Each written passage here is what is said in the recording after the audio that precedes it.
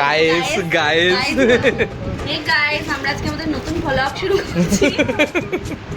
এইটা হচ্ছে একটা রাখি, ফুল কেন লাল হয় ইস সে কি বলা যায়। বাবা এই তো টিকটক করতে এসেছি আমি, এখানে রাখি পড়তে না। হে গাইস এই এক কাজ করলে সবাই তো ভাবতেও পারি না। বাহ, গন্ধের ছড়াছড়ি এইখানে হচ্ছে।